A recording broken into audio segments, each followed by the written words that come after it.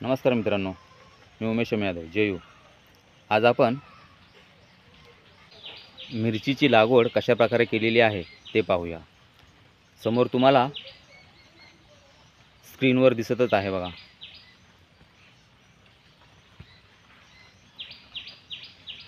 साडीचा तुकडा आहे आणि त्यातून वर काही रोपे आलेली आहेत। ही रोपे मिरचीची आहेत बघा। तर मित्रांनो, ही मिरचीची लागवड करण्याआधी दुसऱ्या जागेवरती मिरची बिया पेरलेल्या होत्या आणि त्या पावसात त्याची रोपं उगून आल्यावर आता या ठिकाणी लावलेल्या आहेत। ही रोपं इथे लावण्याच्या आधी कुदळीने चांगल्या प्रकारे जमीन खणून घेतलेली आहे। त्यातील अतिरिक्त मोठे वगैरे दगड असलेले काडी कचरा वगैरे रान वगैरे काढून टाकलेला आहे आणि नंतर तो माती व्यवस्थित एकत्र करून गादी वाफा तयार केलेला आहे। गादी वाफा आणि गादी वाफ्यावरती साडीचा तुकडा अंतरलेला आहे बघा, तुम्हाला दिसतच आहे। साडीचा तुकडा अंतरलेला आहे आणि तो साडीचा तुकडा बघा, हे अशा खुट्या मारलेल्या आहेत, लाकडाच्या खुट्या मारलेल्या आहेत। कारण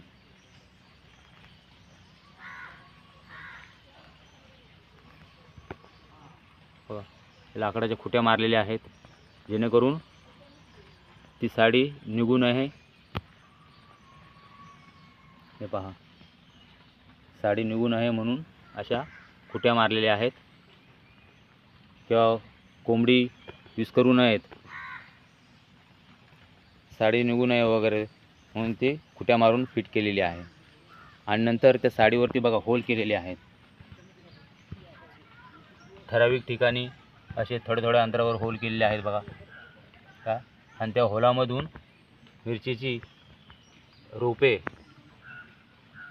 थोडीशी माती बाजूला करून काठीने थोडा होल करून त्या प्रत्येक अंतराने ठराविक अंतरावर मिरचीची रोपं लावलेली आहेत।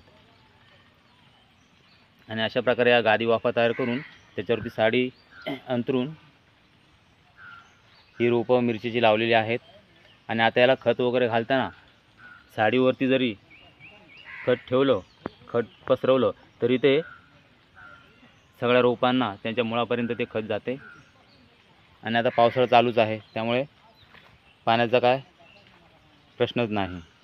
अशा प्रकारे बघा, गावी लोक आपापल्या वेगवेगळ्या परीने वेगवेगळ्या बियाणांची लागवड करतात। तर ही आहे मिरचीची लागवड बघा, गादी वाफा करून साडी वगैरे अंतरून वरती रोपं कशी लावले आहेत। आणि या साडीमुळे काय होते बघा, की आजूबाजूला जे रान वाढते मिरचीच्या रोपांच्या बाजूने ते वाढत नाही आहे बघा, फक्त मिरचीची रोपच वाढणार आहेत।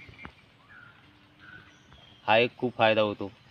आणि माती वगैरे उडून रोपांच्या पानांवर पडते आणि रोपं कुजून जातात काय, त्यापासूनही बचाव होतो असा कपडा अंतरल्यामुळे।